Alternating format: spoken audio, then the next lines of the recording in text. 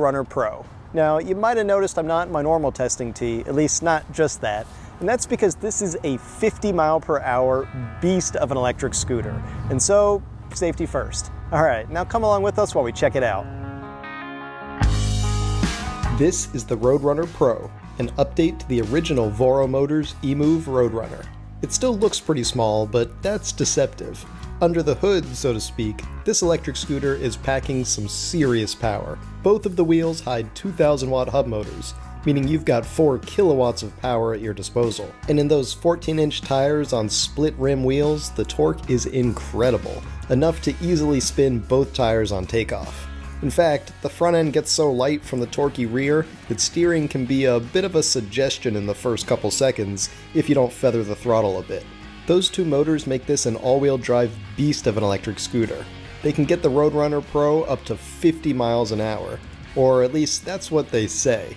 I got it up to the mid-40s several times, but I would often nope out before hitting the big 5.0, even though the scooter kept encouraging me on as if it really wanted to keep going. It felt pretty safe, but I'm also not sure where the legality of this thing lies, and I felt like flying around at 50 miles an hour was a sure way to draw unwanted attention, and I kinda like my driver's license where it is in my wallet. But rest assured, it gets me to 40 miles an hour so quickly that I have no doubt that it will get you to 50 if you want to. The original Roadrunner even exceeded the company's speed claims, for what it's worth, so I don't doubt Voro Motors here.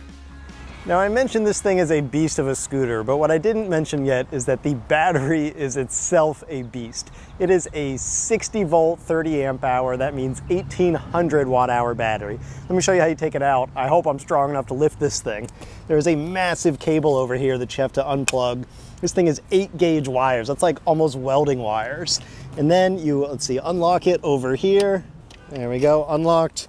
Now, you should be able to pull it straight out the back. Oh lordy, look at this thing.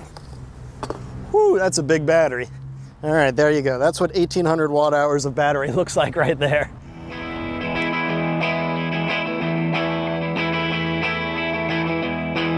There's more here than just a huge battery and a pair of equally huge motors. There are also a number of refinements. We've got new, higher quality hydraulic disc brakes, a better seat for a nicer squat, real rear suspension for a safer and more comfortable ride at high speeds, and in fact the front and rear suspension are actually quite good here. These are not novelty parts that are just there to check a box. The one part that does feel a bit like a novelty is the turn signal, which is a centerline animation instead of conventional blinkers on either side. I have no faith in a driver correctly interpreting this, so I stuck to hand signals myself. I'm not sure why they didn't go with real turn signals. It's not like they were worried about extra weight. The dang thing weighs 115 pounds or 52 kilos, so weight was clearly not a concern here. Maybe that's just one more part to risk breaking off in a shipping box or at a bike rack, so they went with their animation turn signal. But otherwise, very little of this build feels like lip service. It's nearly all there for a real purpose, and that purpose is making an awesome, high-powered electric two-wheeler that actually rides really well even when pushed hard. And at a price of $20 feels wrong. Thanks for watching, everyone. We hope you enjoyed that review of the Voro Motors eMove